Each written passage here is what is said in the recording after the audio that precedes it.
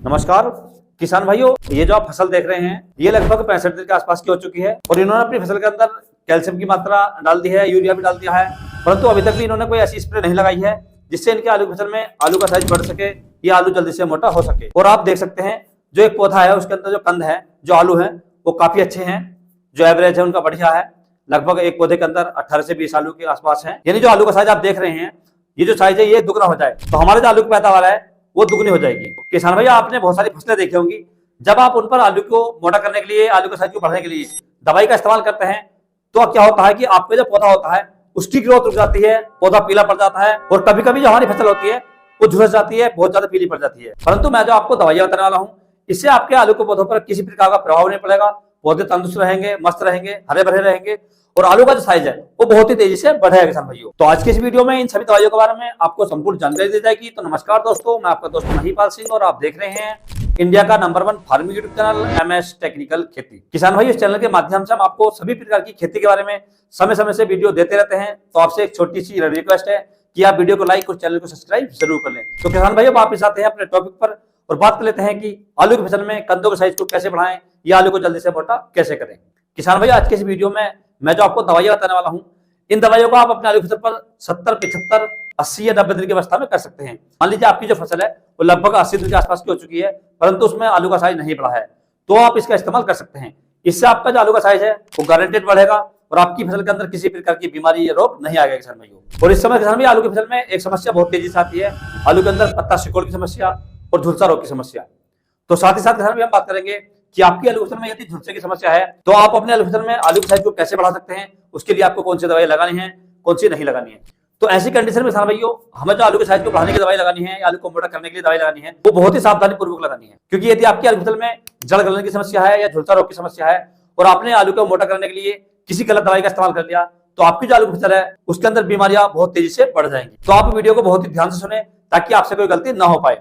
तो सबसे पहले किसान भाई हम बात कर लेते हैं, यदि आपके आलू की जो फसल है वो एकदम स्वस्थ है, उसके अंदर कोई बीमारी नहीं है, तो आपको आलू के साइज को बढ़ाने के लिए या आलू को मोटा करने के लिए कौन सी दवाई का इस्तेमाल करना है। तो इसके लिए किसान भाई आपको जो मार्केट से दवाई लेकर आनी है, जो खाद और फर्टिलाइजर लेकर आनी है, सबसे पहले आपको लेकर आना है किसान भाइयों NPK 0050। NPK 0050 की यदि हम डोज की बात करें या मात्रा की बात करें तो आपको लगभग 1 किलो 500 ग्राम से 2 किलोग्राम प्रति एकड़ लेना है किसान भाइयों। दूसरा किसान इसके अंदर आपको ऐड करना है मैग्नीशियम सल्फेट। मैग्नीशियम सल्फेट की यदि मात्रा की बात करें तो आपको लगभग 500 ग्राम प्रति एकड़ लेना है किसान भाइयों।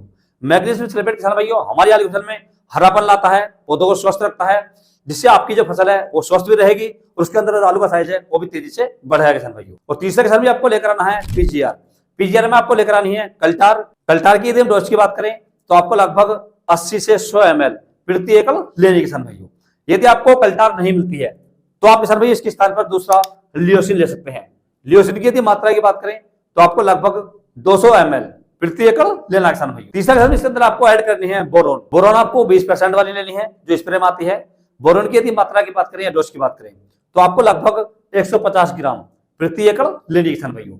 ये सारी दवाइयां आपको मार्केट से लेकर आनी है और मार्केट से लाने के बाद इन सभी का आपको घोल तैयार करना है। घोल तैयार करते समय एक बात का विशेष ध्यान रखना है, जो आपने NPK 0050 लिया है इसका घोल आपको अलग बाल्टी में तैयार करना है और बाकी जो आपने पीजीआर लिया है, मैग्नीशियम सल्फेट लिया है और बोरोन लिया है, इन तीनों का घोल आपको अलग बाल्टी में तैयार करना है। मान लीजिए आपकी 1 एकड़ जमीन है, उसके अंदर आपको लगभग 10 पंप पानी लगाना है, तो आपको 2 बाल्टियां लेकर आनी है। पहली बाल्टी में आपको 10 लीटर पानी करना है, उसके अंदर आपको जो NPK 0050 है इसका घोल तैयार करना है 10 लीटर पानी में।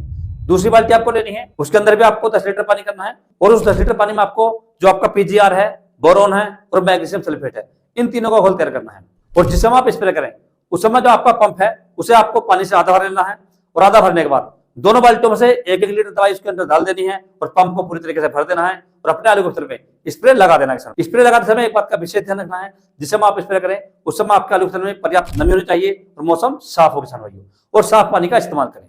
यदि हो सके तो आप इसमें चिपको का या शैम्पू का इस्तेमाल जरूर करें।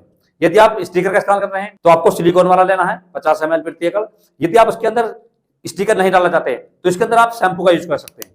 शैम्पू जो 1 रुपये वाला पाउच होता है, ये वाला जो पाउच होता है जो आप देख रहे हैं, ये आपको एक टंकी में 2 पाउच डालने हैं और अपनी फसल में अच्छे से स्प्रे कर देना किसान भाई। और इस स्प्रे करने के बाद आपकी जो आलू की फसल है उसमें लगभग 8 से 10 दिन में जो आलू का साइज है वो तेजी से बढ़ेगा। तो इस प्रकार से किसान भाई यदि आपकी आलू की फसल 60, 65, 70 या 80 या 90 दिन के आसपास की हो चुकी है तो आप इन दवाइयों का इस्तेमाल कर सकते हैं और अपने आलू के साइज को तेजी से बढ़ा सकते हैं, आलू को मोटा कर सकते हैं और आलू की फसल से बढ़िया और रिकॉर्ड उत्पादन ले सकते हैं किसान भाई। और यदि मेरे द्वारा दी गई जानकारी आपको अच्छी लगी, वीडियो पसंद आया तो वीडियो को लाइक करें, शेयर करें और चैनल को जरूर सब्सक्राइब करें।